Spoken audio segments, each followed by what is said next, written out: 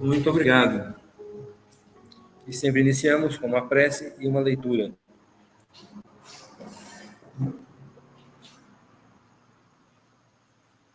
Leremos o Evangelho segundo o Espiritismo, no capítulo 5, Bem-aventurados os aflitos, o subtítulo Causas anteriores das aflições. Mas se há males nesta vida, cuja causa primária é o homem, outros há também aos quais, pelo menos na aparência, ele é completamente estranho e que parecem atingi-lo como por fatalidade. Tal, por exemplo, a perda de entes queridos e a dos que são o amparo da família. Tais ainda os acidentes que nenhuma previsão poderia impedir. Acidentes que nenhuma previsão poderia impedir, os reveses da fortuna. Os reveses da fortuna que frustram todas as precauções aconselhadas pela prudência. Os flagelos naturais, as enfermidades de nascença, sobretudo as que tiram a tantos infelizes por meio de ganhar a vida pelo trabalho, ou seja, as deformidades, a idiotia, o cretinismo, etc. Os que nascem nessas condições, certamente nada hão feito na existência atual para merecer, sem compensação, tão triste sorte, que não podiam evitar, que são impotentes para mudar por si mesmos e que os põe à mercê da comiseração pública. Porque, pois, seres tão desgraçados, enquanto ao lado deles, sob o mesmo teto, na mesma família, outros são favorecidos de todos os modos. Que dizer, enfim, dessas crianças que morrem em tenra idade e da vida só conheceram sofrimentos? Problemas são esses que ainda nenhuma filosofia pôde resolver. Anomalias que nenhuma religião pôde justificar e que seriam a negação da bondade, da justiça, da providência de Deus, se verificasse a hipótese de ser criada a alma ao mesmo tempo que o corpo e de estar a sua sorte irrevogavelmente determinada após a permanência de alguns instantes na Terra.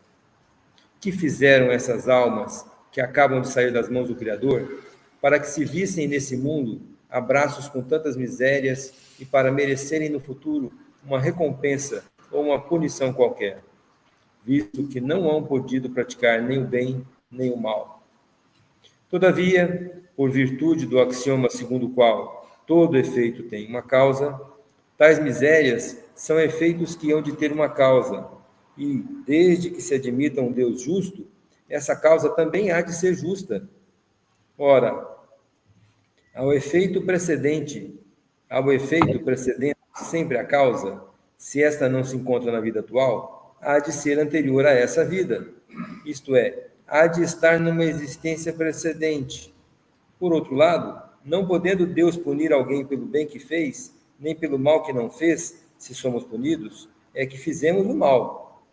Se esse mal não o fizemos na presente vida, tê-lo-emos feito noutra. É uma alternativa a que ninguém pode fugir e em que a lógica decide de que parte se acha a justiça de Deus. Muito bem. Vamos interromper aqui, porque o texto segue, né? É um texto com uma forte indicação de leitura, como todo o Evangelho, óbvio, né? Mas é um texto bastante interessante e que nos traz o consolo, nos traz a orientação e as informações suficientes para a gente tentar compreender, mesmo quando temos enorme dificuldade de compreensão, né?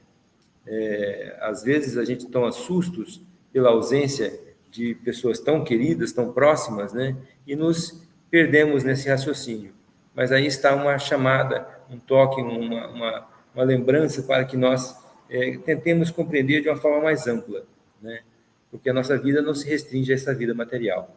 E essa certeza todos nós temos, graças a Deus. Muito bem. Nós trazemos hoje uma palestra que, ao mesmo tempo que nós estávamos falando agora de aflições, estamos falando também da confiança em Deus, né? De confiar em Deus. Ao falar das aflições, nós temos que falar da confiança em Deus. E o tema de hoje vai fazer referência a essa confiança. E o título da palestra de hoje é Observar os Pássaros do Céu. Nosso irmão Thales Averse já está na tela, né? Já está também no telão aí. O Thales é nosso irmão já de algum tempo trabalhando conosco, né? Fez já algumas, acho que são 3 palestras já, né, Thales? Para começar, né? Vamos fazer mais, né? Se Deus quiser. E o Thales, ele está em Mogi Guaçu, São Paulo, frequentador e trabalhador do Centro Espírita, que eu esqueci, Jesus Chama-te, acertei. A memória de curta duração ainda funciona um pouco. Então, nós estamos contigo, Thales, fique à vontade, aguardamos sua palestra, fique bem à vontade. Vou só maximizar aqui para facilitar. Muito obrigado, André. Vocês me ouvem bem aí? Sim. Muito obrigado pelo convite. Deus nos ampare. Que os bons espíritos nos conduzam para podermos trazer, na essência do ensinamento do Cristo, através das suas palavras que os evangelistas colocaram com tanto carinho, nos livros que nos trazem a base da consolação. Não existe doutrina espírita sem Jesus Cristo. Nós vamos ler no próprio Evangelho o Espírito dizendo que o Cristo foi o iniciador do Espiritismo, porque toda a base do Espiritismo é Jesus. O livro mais consolador, mais belo em termos de moral, depois dos Evangelhos, é o Evangelho segundo o Espiritismo, que traz exatamente as palavras do Cristo comentadas, tanto pela inteligência do mestre Allan Kardec, quanto, vamos dizer, pelo suor e pelo sangue dos espíritos que, tendo habitado a Terra e cumprido as suas missões, vieram, através dos médiuns, trazer as suas interpretações das palavras de nosso Senhor Jesus Cristo. E ali nós temos filósofos como Sócrates, temos reis bondosos como São Luís, temos o Públio Lentulus como Emmanuel, e depois vem na missão de guia e protetor do Chico Xavier, Santo Agostinho espalhando a verdade que ele gostaria de ter falado na época dele. Nós temos cardeais, bispos, freiras, reis, filósofos, cientistas, matemáticos, falando no Evangelho, e esses cientistas e filósofos falando de moral.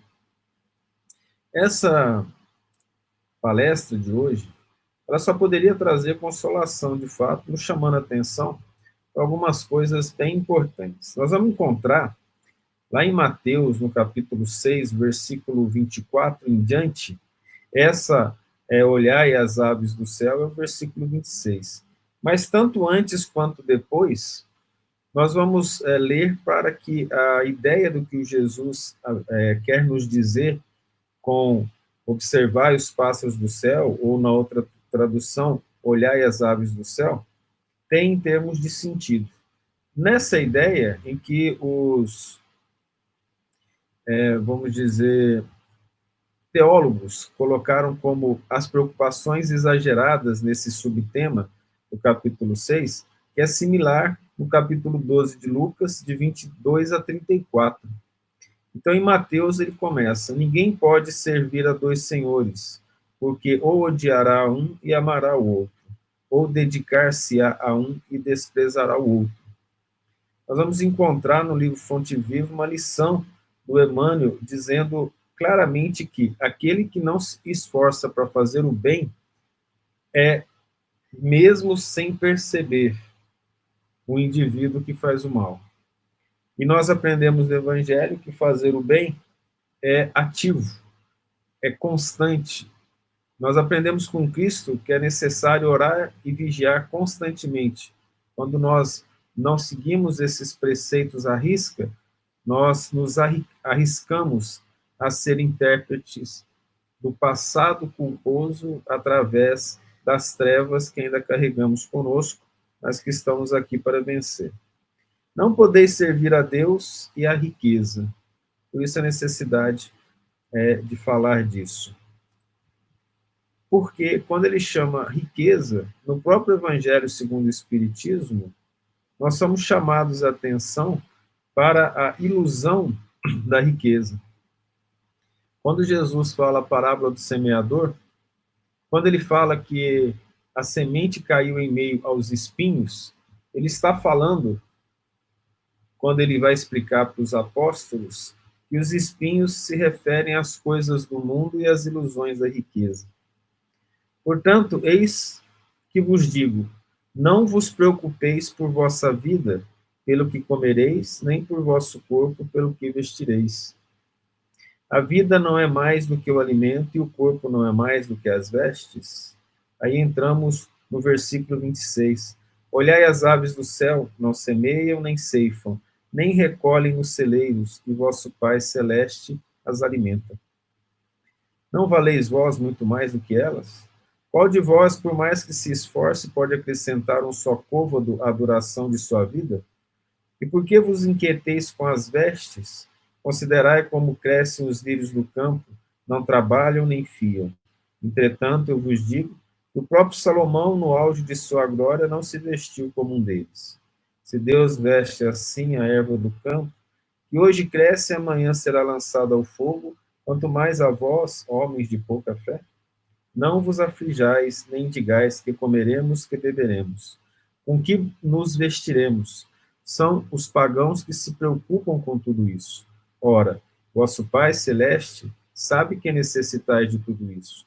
Buscai, em primeiro lugar, o reino de Deus e a sua justiça, e todas essas coisas vos serão dadas em acréscimo. Não vos preocupeis, pois, com o dia de amanhã. O dia de amanhã terá suas preocupações próprias. A cada dia basta o seu cuidado. Todo esse grupo, do versículo 24 até o versículo 34, ele se refere à mesma ideia. A ideia de que devemos buscar primeiro o reino de Deus e, nos colocando como trabalhadores do Cristo, todo mais nos será acrescentado. Isso é simples e não é místico. Se eu busco primeiro o reino de Deus, eu sou um bom trabalhador, eu sou um bom estudante, eu sou um bom filho, eu sou um bom pai, eu sou um bom esposo, eu sou um bom amigo e eu sou alguém que faz bem na sociedade. Então é consequência. Não é possível que aquele que busca verdadeiramente o reino de Deus se transforme no indivíduo que vai fazer mal aos outros. Se isso está acontecendo é porque a interpretação está errada, ou porque não interpretou, ou porque se leu, não colocou em seu coração as palavras do Cristo. Então, dessa forma, nós vamos começar chamando a atenção para algo. Observemos nós mesmos. Nós somos constituídos por bilhões, dizem 1 trilhão de células, organismos vivos que nos constituem. A nossa alma, então, habita o perispírito, que por sua vez habita o corpo, e disso nós nem entendemos direito. Mas vamos nos apegar ao corpo material. Um livro foi lançado como se tivéssemos 100 bilhões de neurônios e retificado para 80 bilhões. A diferença é muita, mas a quantidade é imensa. E nós não conhecemos o nosso cérebro e nós utilizamos aquilo que nós conhecemos para poder nos expressar. Nós não seríamos capazes de fazer nós mesmos? Em 1920, Oparin lança o livro Origem da Vida. O cientista russo, então, lá ele chama a atenção, como pagão e ateu, de que a genética, a evolução, criou homens como Stalin e Lenin, que estavam transformando o mundo. Ele precisava escrever isso, não, o livro não seria publicado. Ele disse assim, com as bases da ciência de hoje, 1920, seremos capazes, em breve, aqui na Rússia, de construir uma célula. E até hoje, nada de construir a célula. Não tem como, a gente não consegue. Nós não conseguimos construir uma célula que seja. E a célula eucariótica que nos forma, ela tem uma capacidade incrível de absorver energia do meio através de substâncias, transformar em outras moléculas, dispor essa energia para um organismo multicelular. Ela é capaz de gerar energia por si mesma, buscando o meio, buscando as substâncias que necessita para gerar um trabalho. Se a gente desmonta essa célula cuidadosamente, coloca não é possível fazer isso, mas coloca tudo ali, vamos dizer, numa placa de Petri, e depois monta de novo, ela não vive. Assim como um cadáver, você olha, está lá um ser com formato humano, e na tentativa de reviver, nós temos o romance, né, do Dr. Frankenstein, o monstro do Dr. Frankenstein, escrita por uma britânica, em que a energia do raio, somado ao líquido amniótico, poderia trazer de volta a vida. Não se traz depois que a morte ocorreu. Então, seria lógico que, se não houvesse algo a mais que a matéria, que alguma energia de fora pudesse pegar aquele corpo que foi consertado, que o coração parou de bater, e retrazer a vida. Isso não é possível de acontecer. Então, chama a atenção de que nós somos feitos de algo que nós mesmos não entendemos. E se isso não for considerado uma dádiva de Deus, o que é que vai ser considerado? Que o acaso nos fez? A termodinâmica da física nos mostra que tudo no universo tende à desordem, ao caos, e não à organização. E nós somos organizados. Também diz a física que, para nos organizar, nós precisamos de energia. E a energia que nos organiza é da nossa alma. E a energia que organiza a nossa alma vem de Deus. Nós somos simplesmente receptáculos do amor divino. E aí nós somos convidados a olhar as aves do céu e os lírios do campo, porque a natureza que nos envolve, ela dá a nós as condições de sobrevivência do corpo, para que a alma se manifeste e evolua. Não tem matemática ainda desenvolvida que explique as relações entre os seres vivos, dentro de uma floresta, dentro de um campo, na vida em geral, e mesmo dentro de nós. Por incrível que pareça, em termos de quantidade numérica, existem mais bactérias na nossa boca, nariz, cotovelo, pele, orelha, olhos, intestino, do que a quantidade de células do nosso corpo. E nós carregamos conosco esses micro-organismos. Cerca de 70%, 80% da matéria orgânica do planeta é de micro-organismos, coisas que nós não vemos. A organização do ambiente à nossa volta mostra uma perfeição impossível de ser compreendida em sua essência. Não estou dizendo daqueles que acham que compreendem porque sabem alguma coisa. O livro de Ecologia Geral, do Odum, famoso ecologista, diz assim: se um elefante tivesse o metabolismo de um rato, em um ano ele comeria todas as florestas do planeta. São situações que a ciência percebe, mas que não consegue explicar em detalhes. A matemática está por trás disso, e nós não conhecemos a matemática por trás da biologia em sua essência. Ora, se nós não somos capazes de nos formar, de nos criar, e utilizamos algo para que a gente possa se expressar, isso veio da onde? E por que nós estamos seguindo esse raciocínio? Por algo bastante simples. Cristo, no seu amor, começa a falar assim, lá no versículo 24 do capítulo 6, que nós lemos. Não se pode servir a dois senhores. Depois ele vai chamar a atenção para a natureza. Depois ele volta a falar, não vos preocupeis com o dia de amanhã, basta cada dia a sua preocupação. Então vamos pegar essa ideia e transformar essa ideia em consolo, em análise da bondade de Deus conosco. Quando ele nos convida a olhar as aves do céu, ele está dizendo, vede a criação do Pai. Perfeita. As aves, elas não param para trabalhar cuidando do seu alimento. Deus as provê. E elas estão em evolução. Aí a doutrina espírita vem nos ensinar isso. Por que você está preocupado com o que você vai vestir? Olha o quanto que isso é moderno. Tem gente que não sai de casa antes de verificar se está tudo perfeito na sua vestimenta. Não estou falando para sair mal arrumado, mas é tão importante assim a roupa mais do que o que você vai levar para onde você for, ou seja, você e o seu interior. Se a minha preocupação está muito grande com o externo, eu já vos digo, com base nas neurociências e na psicologia, o seu interno não está bem.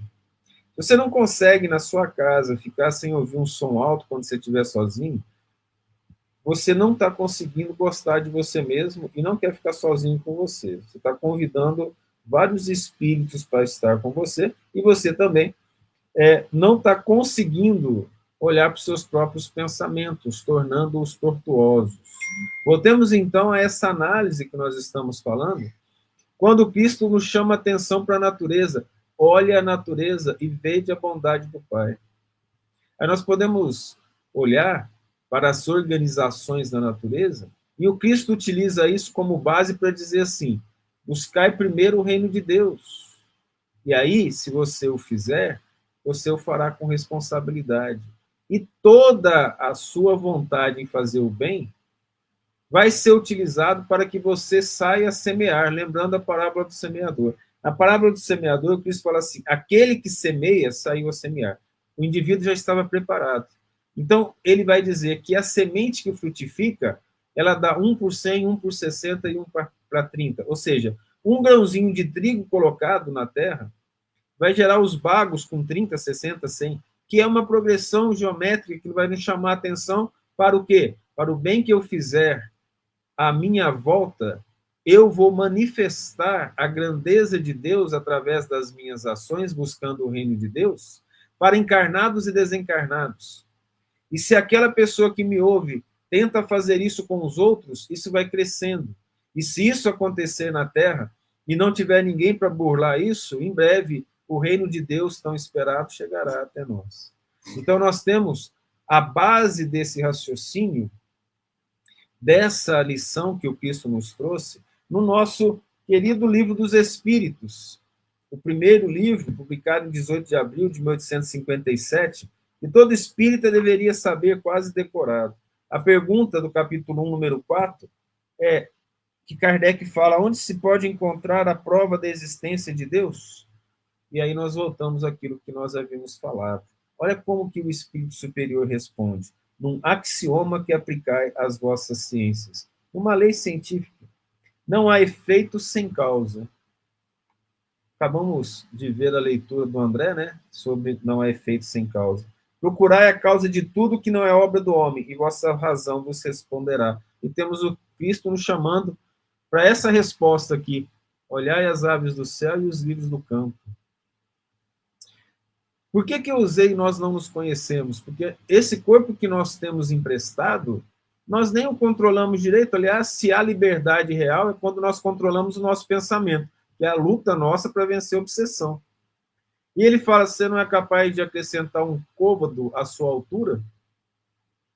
Uma medida, né, da antiga? Se você não é capaz de aumentar o seu tamanho, quantas pessoas queriam ser maior, outras menores, e ter outras características diferentes da que recebeu?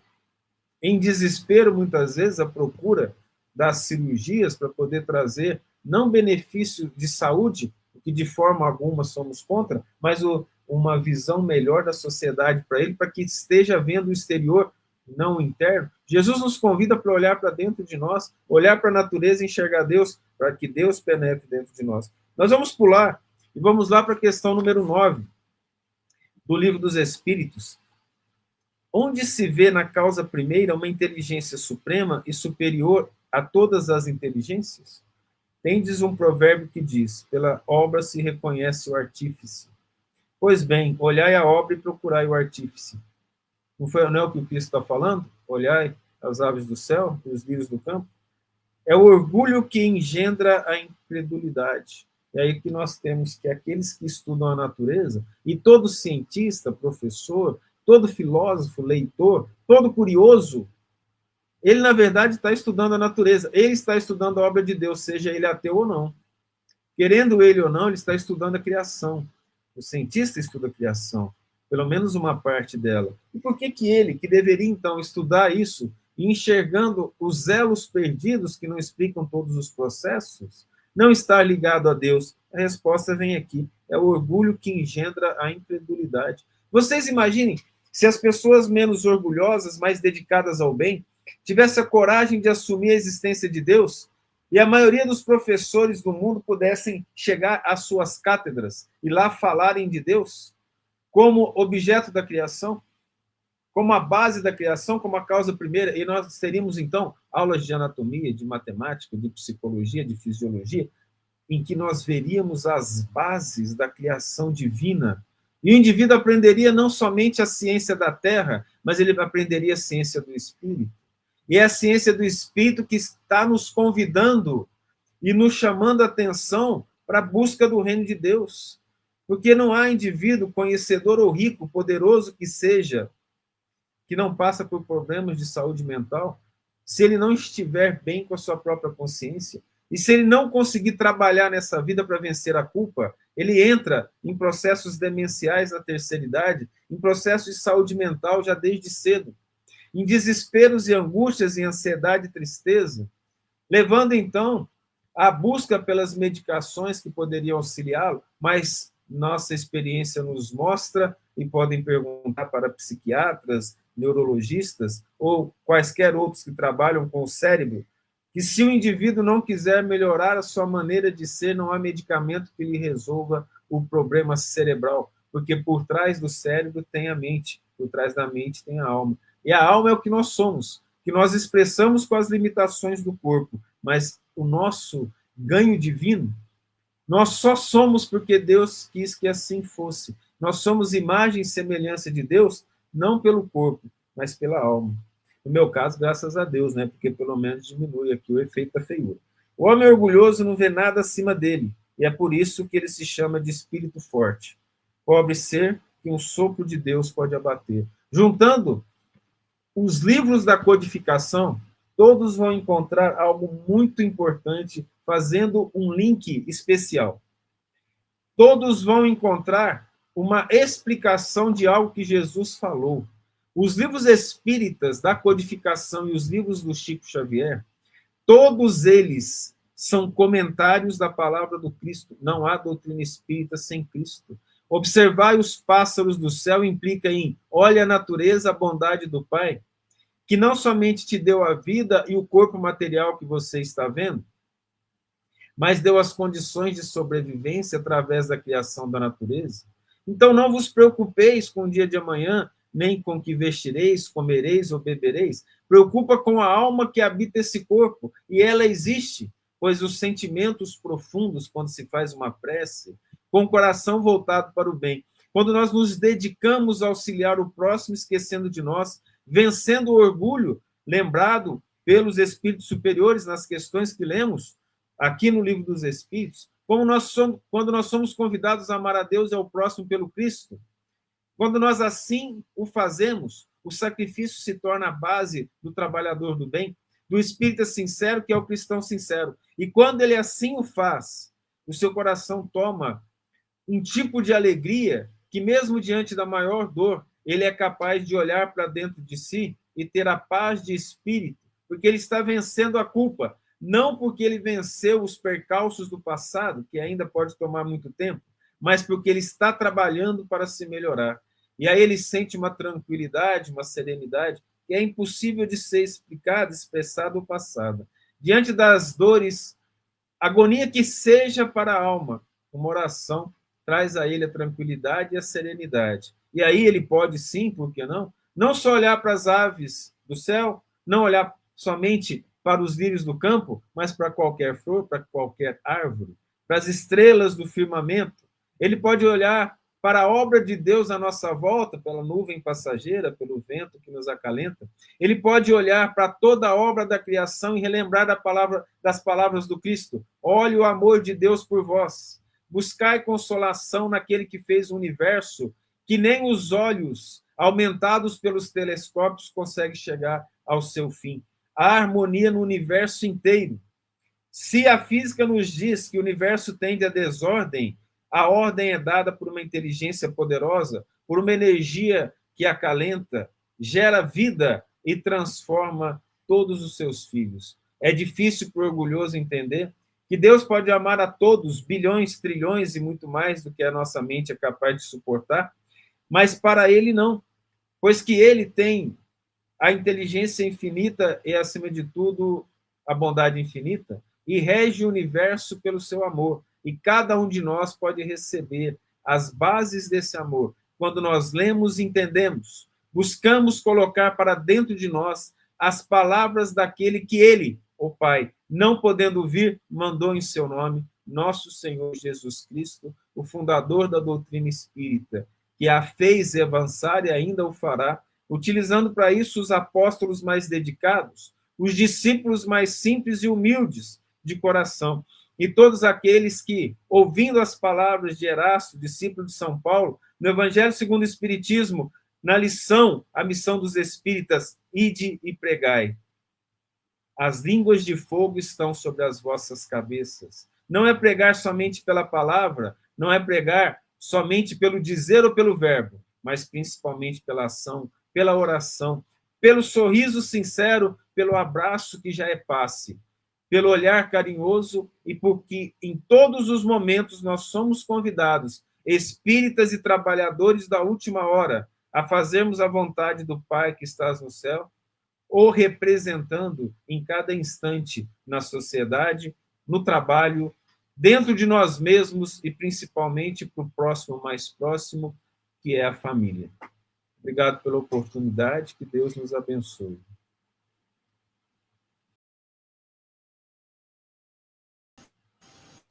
Nós te agradecemos, Thales. Maravilhoso. É muito bom a gente ver que o raciocínio nos conduz à compreensão, né? E questionar sempre é uma ferramenta interessante no aprendizado, sempre uma ferramenta importante. E a gente questiona, mas temos obtido respostas muito boas. E obrigado por ser um desses que nos traz respostas ainda mais capazes de nos mostrar como é que é o caminho correto, né? O caminho melhor para o nosso crescimento. Muito obrigado, Thales. Até a próxima. Se você quiser continuar acompanhando a reunião, fique à vontade, tá? Muito bem, meus irmãos.